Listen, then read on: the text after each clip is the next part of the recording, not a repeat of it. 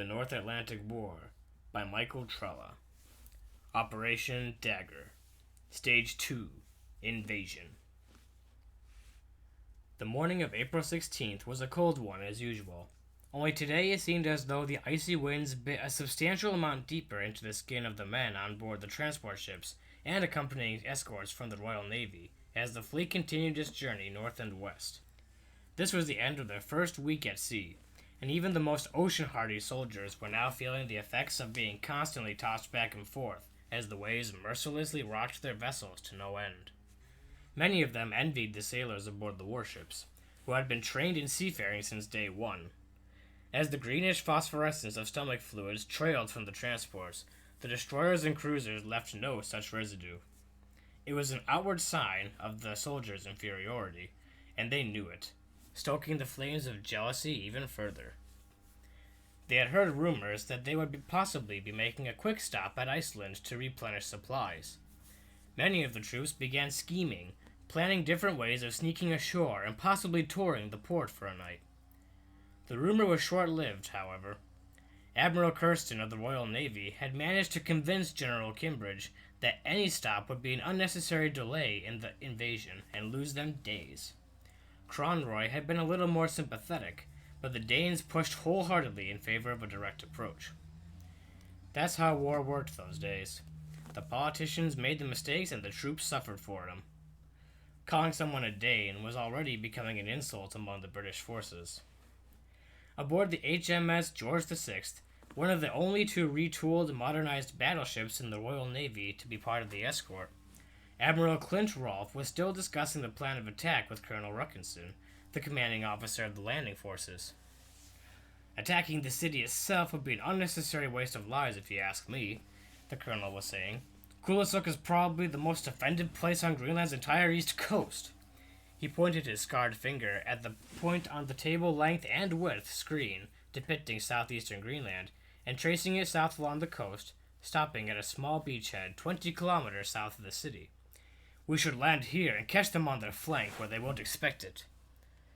Rolfe sighed, the breath penetrating through his bushy brown beard like exhaust from an automobile's tailpipe. He had wanted to assault the city outright, still believing that the Greenlanders were unprepared to face the British military might. Heck, he'd even considered bombarding the city from offshore to make it all the more easy to obtain. Do either General Kimbridge or Secretary Cronroy have anything to say about it? Kimbridge says he wants nothing to do with the operation, calling Operation Dagger a bunch of baloney even now. I guess that's why he doesn't even have a general leading the invasion. Anyway, the decision is up to us on how to get this job done.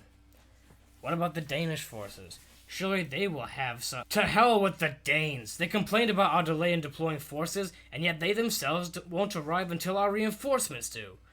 They're a bunch of bloody hypocrites, all of them. Now, are you going to keep on searching for excuses not to do your duty, or are we finally going to discuss our invasion strategy? Ruckinson was flushed with anger. Rolfe could see that he had no choice. It was his duty, after all.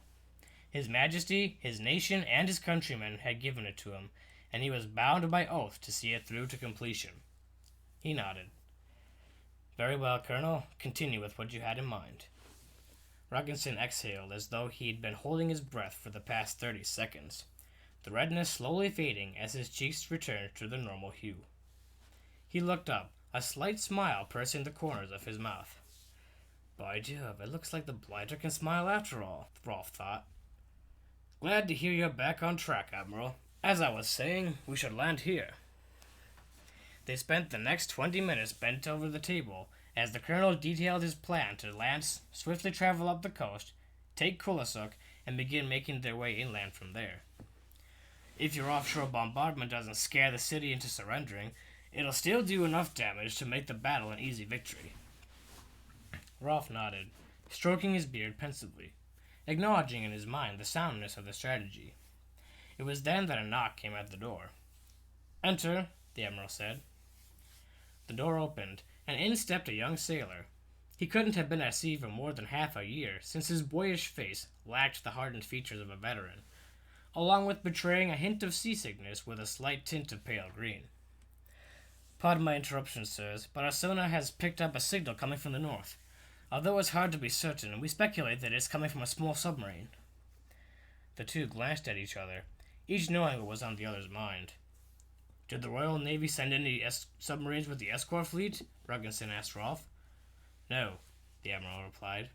Nor did they make any mention of any coming with the support fleet. He turned to the sailor. Could it be a Canadian or American vessel? It's possible, sir, the boy replied, though the size and lack of strength in the signal cast doubt on it. North American military submarines are generally much larger and easier to spot. Also, they were informed that we were sending troops through these waters. For them to be present is highly unlikely. Rolfe could feel the hairs on the back of his neck bristling. He could see an answer to his question, but hoped that it was the wrong one. Have you established a line with them yet? The young man shook his head. Not yet, sir. Then get one going. Don't stop hailing them till you get a response. If none comes within 5 minutes, we open fire. As the young man saluted and marched out the door, Rolfe's eyes met those of the colonel. They were both hoping the same thing, and they both knew in their guts that they were wrong. For God's sake, please let them get that bloody signal established. The waves made visibility troublesome as the little periscope poked out of the ocean's surface. Despite the salty water constantly crashing over his line of vision, the submariner was able to see what he was looking for. Skipper, he called. A fleet of ships bearing the Union Jack has been confirmed. The skipper nodded and took note. What's their strength?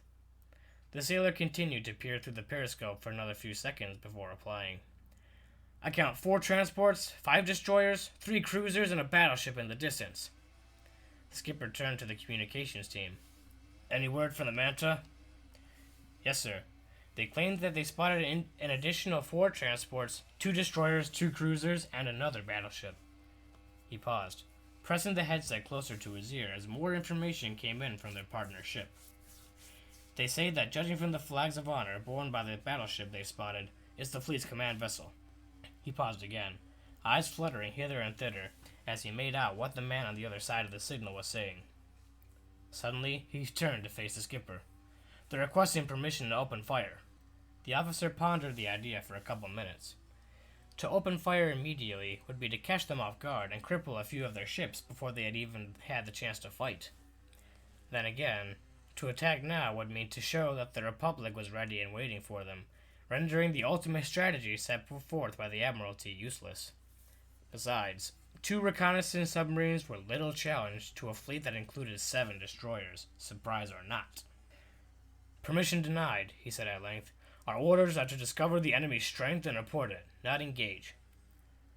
Sir, the communications team leader said, the Royal Fleet is hailing us. What do we do? The skipper waved his hand nonchalantly. Ignore them. We have what we came for. Tell the Manta that we're pulling out. Unidentified vessel. This is the HMS George VI. Identify yourself and explain your presence in these waters. No reply came. Rolfe and Rugginson had both come down to see what progress had been made. So far, none. Unidentified vessel. This is the HMS George VI. Explain why you're here, or we shall open fire. Still no reply came. The static over the channel was growing dimmer, until it died out completely. What the devil is going on? Rolfe asked. Sir, came a voice from across the room, the signal is gone. Whatever it was, has disappeared. Rugginson slammed his fist under the table next to him. Follow them, damn it! Don't let them escape! We can't allow the Greenlanders to know that we're coming! It was already too late. By the time they had increased their speed to full, the Republic ship Barracuda and the Republic ship Manta, advanced reconnaissance submarines of the Republic Navy, were already 2/3 the way back to the port from whence they had embarked. The men were tense. Packed closer together than sardines, they had been herded into their landing craft nearly 2 hours ago, and there was still no word from their respective commanding officers about deploying. Each of the transport ships contained multiple smaller landing craft, along with an array of amphibious tanks, combat hovercraft, and other support units. Aircraft had been dispatched to strafe the landing site and surrounding area, but none had yet returned as far as they knew. Suddenly, jet engines could be heard thundering over the fleet from outside as some low-flying aircraft whooshed past the ships. The troops braced themselves, some praying, others cursing, all sweating. However, the engines slowly began to grow quieter as the planes flew further away. The men sighed, the relief tangible in those overpacked landing vessels. A few even let out ironic laughs. Then sirens blared into their ears, red lights flashing all around them. Battle stations! Battle stations! Came an automated voice that boomed with a baritone that rattled the men to the bone. Launch bays opening in 10, 9, 8, 7. The soldiers were reorganizing themselves in such ways as to be able to exit the craft as quickly and efficiently as possible upon landing, checking their equipment, readying their weapons, making their final see you in hells. 4, 3, 2, 1. Launch bay doors disengaging.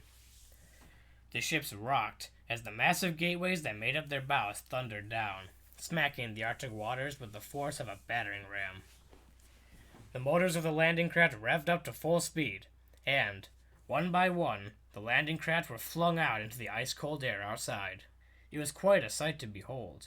Hundreds of boats racing toward the shore, each bearing 50 British soldiers, and each scanning the shoreline with the twin 50-caliber machine guns mounted on its prow. Dozens of amphibious assault vehicles straining their engines as they fought against the waves to keep pace with the infantry craft.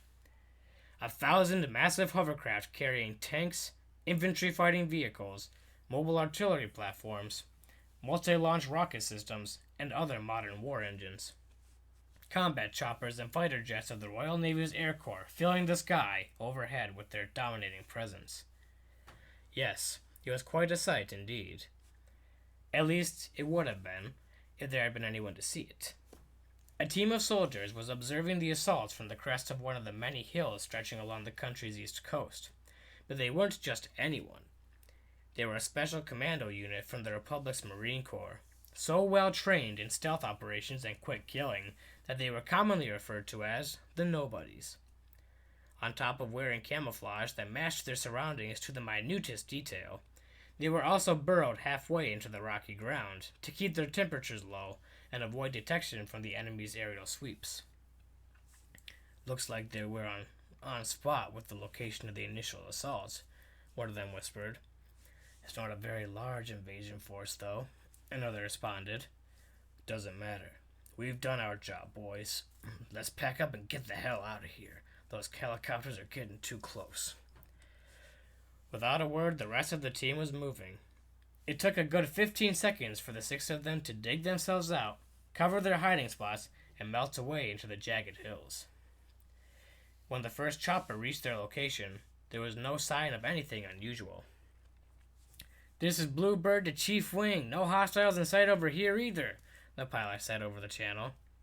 What the heck? Came the voice of Little Bird. It looks like nobody even knows we're here. He had no idea how right he was. As the last of the ground forces were disengaging from their transports, the naval escort broke off from them and began to make its way north. They would be bombarding Kulisuk by nightfall the next day. Good thing we stuck around a little longer, the commando team leader said. So they're headed to Kulisuk, Patton said. He spit his gum into a rustic spittoon that he kept next to his wastebasket and looked at the soldier who had come to deliver the report. He was a corporal with light brown hair, rosy cheeks, and a slightly pointed nose. His dark blue eyes were the kind that people said could read souls. He wasn't very tall, but he seemed to make up for it with his broad shoulders and barrel chest. He was a near spitting image of his father. By the heavens, you're Chancellor McKinley's son Mike, aren't you? The young man straightened himself. Yes, General Patton, sir. Respectful.